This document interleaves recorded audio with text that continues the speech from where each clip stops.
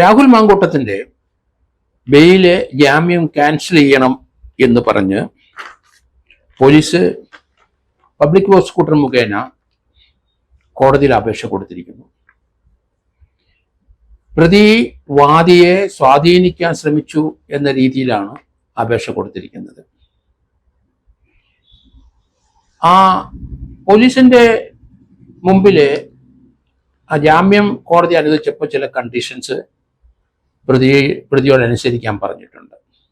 ഒന്ന്, ആ കേസിലെ സാക്ഷികളെ സ്വാധീനിക്കരുത്, കേസിന് ദൂഷ്യം ചെയ്യുന്ന ഒരു പ്രവൃത്തി ചെയ്യരുത്. ആ കണ്ടീഷനൊക്കെ വെച്ചിട്ടാണ് ജാമ്യം കൊടുത്തിരിക്കുന്നത്. പക്ഷേ സാധാരണഗതിയിൽ ഒരു പണിഷബിൾ വിത്ത് ഡെത്ത്, തൂക്കിക്കൊല്ലാനുള്ള വിധിയുള്ള കേസിലോ മർഡർ കേസിലോ അങ്ങനെ ജീവന് തടവ് കിട്ടുന്ന കേസുകൾക്കൊക്കെയാണ് സാധാരണഗതിയിലെ കർക്കശമായ ജാമ്യ വ്യവസ്ഥകൾ വയ്ക്കുന്നത്. രാഹുൽ മാങ്കൂട്ടത്തിന്റെ കേസിനകത്ത് 3 കേസുകളുണ്ട്.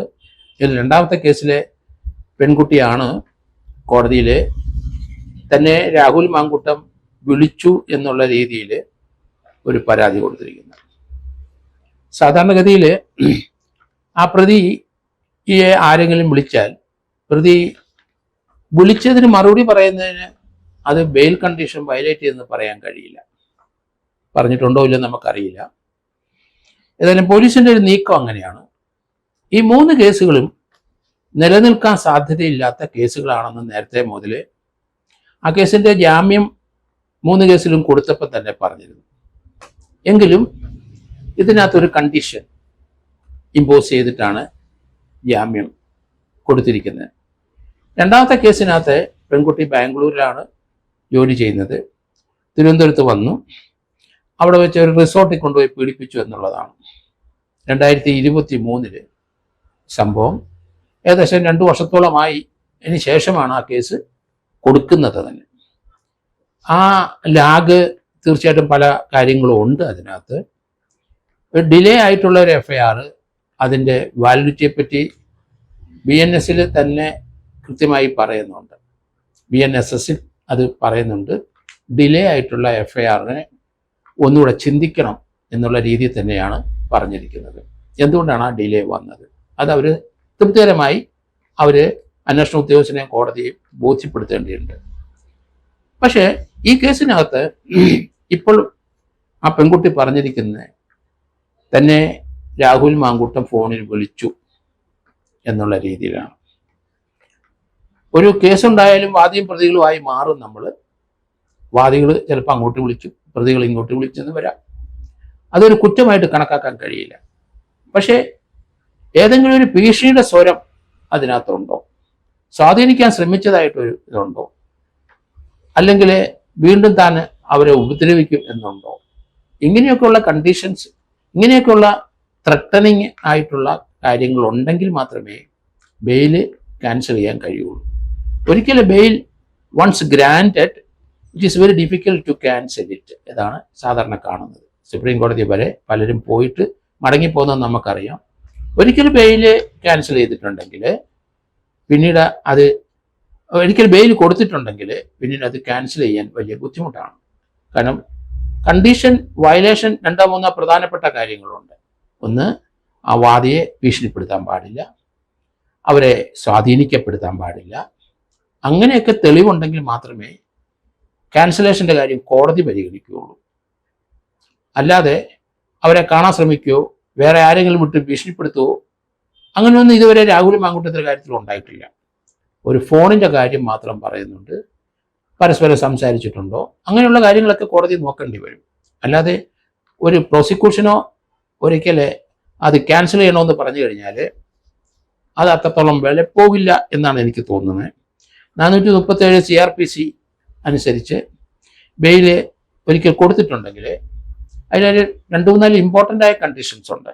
പോലീസ് ഉദ്യോഗസ്ഥന്മാർ ആ കേസിൻ്റെ ചാർജ് ഷീറ്റ് കൊടുക്കുന്നിടം വരെ വിളിച്ചാലായിട്ട് ആ കേസ് ഉദ്യോഗസ്ഥൻ വിളിച്ചാൽ അവരുടെ ഓഫീസിൽ പോകണം, കേസുമായിട്ട് സഹകരിക്കണം, അവർ ചോദിക്കുന്നതിന് മറുപടി പറയണം, ഇദ്ദേഹത്തിന് അതേപ്പറ്റി എന്ത് എക്സ്പ്ലനേഷൻ കൊടുക്കാനുണ്ട് ആ കാര്യങ്ങളൊക്കെ പറയണം. അല്ലാതെ ബെയിൽ ക്യാൻസൽ ചെയ്യാനുള്ള സാധ്യത വളരെ കുറവാണ്. ഇതിനകത്ത് എന്ത് സംഭവിച്ചു, എന്ത് നടന്നു എന്ന് നമുക്കറിയില്ല. അത് വരട്ടെ. 27-ാം തീയതിയാണ് കോടതിയിൽ അത് പോസ്റ്റ് ചെയ്തിരിക്കുന്നത്. ആ കേസിന്റെ പബ്ലിക് പ്രോസിക്യൂട്ടർ കല്ലമ്പള്ളി മനു ആണ് കോടതിയിൽ ഹാജരാകുന്നത്.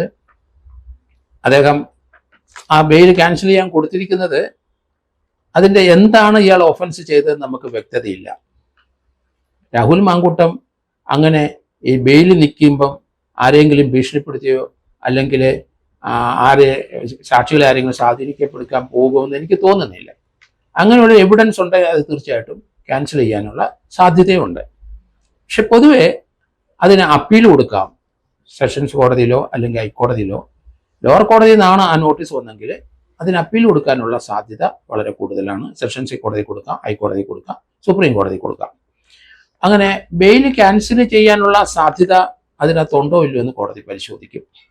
കാരണം ഏത് രീതിയിലാണ് സ്വാധീനിക്കാൻ ശ്രമിച്ചതെന്ന് കോടതി പ്രൂവ് ചെയ്യണം. പ്രോസിക്യൂഷൻ അത് പ്രൂവ് ചെയ്യണം. അപ്പൊ അതിനകത്ത് ഒരു ക്ലീൻ ഷോട്ട്, ഒരു മൊബൈലിൽ എന്തെങ്കിലും ഒരു ക്ലീൻ ഷോട്ട് വന്നെന്ന് പറഞ്ഞാൽ അതൊരു സ്വാധീനിക്കാൻ ശ്രമിച്ചെന്നോ അല്ലെങ്കിൽ അത് ഭീഷണിപ്പെടുത്താൻ ശ്രമിച്ചെന്നോ അല്ലെങ്കിൽ തെളിവ് നശിപ്പിക്കാൻ ശ്രമിച്ചെന്നോ നമുക്ക് കൊണ്ടുവരാൻ കഴിയില്ല. വ്യക്തത വേണം എല്ലാ കാര്യത്തിലും. ഇതിനകത്ത് എന്ത് സംഭവിച്ചു എന്നറിയില്ല. വിളിച്ചോ വിളിച്ചില്ലയോ എന്നൊക്കെയുള്ള കാര്യങ്ങൾ, വിളിച്ചിട്ടുണ്ടെങ്കിൽ ആര് വിളിച്ചു, എന്തിനു വിളിച്ചു എന്നൊക്കെയുള്ള കാര്യങ്ങൾ വരുന്നുണ്ട്. രാഹുൽ മാങ്കൂട്ടത്തെ വിളിച്ചിട്ടുണ്ടോ ഇല്ലയോ എന്നും, വിളിച്ചിട്ടുണ്ടോ, സംസാരിച്ചിട്ടുണ്ടോ, ഇങ്ങനെയുള്ള കാര്യങ്ങൾ ധാരാളം ഇതിനകത്ത് അന്വേഷിക്കേണ്ടതുണ്ട് പോലീസ്. വെറുതെ ചാടിക്കേറി അങ്ങ് ഒരു ക്യാൻസൽ ചെയ്യാനായിട്ട് കഴിയില്ല. ചിലപ്പം പ്രതി തന്നെ വാദിയെ വിളിച്ചെന്ന് വരും, അല്ലെങ്കിൽ വാദി പ്രതിയെ വിളിച്ചെന്നൊക്കെ വരാം. പക്ഷെ അതിനകത്ത് എന്താണ് ആ വിളിയുടെ പർപ്പസ് എന്താണ് നമുക്കറിയാമല്ലോ. തമ്മിൽ അടുപ്പമുള്ള ഒരു ഭാര്യ ഭർത്താക്കന്മാർ ഫാമിലി കോടതി കേസുകളിലൊക്കെ ഇതേ രീതിയിലുള്ള ധാരാളം സംഭവങ്ങൾ അങ്ങോട്ടും ഇങ്ങോട്ടും ആരോപിക്കും നമുക്ക് കാണാം. അതൊക്കെ ഒരിക്കലും അവരുടെ ബെയിൽ ക്യാൻസൽ ചെയ്യാനുള്ള ഒരു നടപടിയായിട്ട് കണക്കാക്കാൻ കഴിയില്ല. ഇവിടെ എന്ത് സംഭവിച്ചു എന്ന് വ്യക്തതയില്ല. 27-ാം തീയതി കോടതി പ്രോസിക്യൂഷൻ അത് പറയുമ്പോൾ നമുക്കത് മനസ്സിലാവുള്ളൂ. എങ്കിലും ഇതിനകത്ത് ഓപ്പണായിട്ട് ബെയില് ക്യാൻസൽ ചെയ്യാനായിട്ട് ഉള്ള ഒരു സംവിധാനം അല്ലെങ്കിൽ ഒരു സംഗതി ഉണ്ടായിട്ടുണ്ടോ ഇല്ലെന്ന് സംശയകരമാണ്. അതുകൊണ്ട് കോടതി അത് വളരെ സൂക്ഷിച്ച് മാത്രമേ അത് കൈകാര്യം ചെയ്യുള്ളൂ. ജാമ്യം കൊടുത്തതാണ്. അതേസമയത്ത് ഈ ജാമ്യം കൊടുക്കാനുള്ള കാര്യം 3 കേസിനകത്തും അത് കേസ് നിലനിൽക്കുകയോ ഇല്ലയോ എന്നുള്ള സംശയമാണ്. അങ്ങനെ ഒരു കേസിനകത്താണ് ജാമ്യം കൊടുത്തിരിക്കുന്നത്, കണ്ടീഷൻ ബെയിൽ കൊടുത്തിരിക്കുന്നത്. എന്നിട്ടും ആ കേസിനകത്ത് അന്വേഷണ ഉദ്യോഗസ്ഥന്മാരെ എപ്പം വിളിച്ചാലും പോകാൻ ഞാൻ തയ്യാറാണ് എന്ന് രാഹുൽ മാങ്കൂട്ടം പറഞ്ഞിട്ടുമുണ്ട്. അതുകൊണ്ട് വിളിക്കുന്നിടത്ത് ചെല്ലും, സഹകരിക്കും. അതിൻ്റെ ദൂഷ്യവശങ്ങളൊക്കെ അറിയാം. അങ്ങനെയൊന്നും സ്വാധീനിക്കാനൊന്നും പോകേണ്ട ആവശ്യം ഈ കേസിൽ ഇല്ല എന്ന് രാഹുൽ മാങ്കൂട്ടത്തിന് അറിയാം. കാരണം കേസ് നിലനിൽക്കുകയോ ഇല്ലയോ എന്ന് തന്നെ സംശയമാണ്.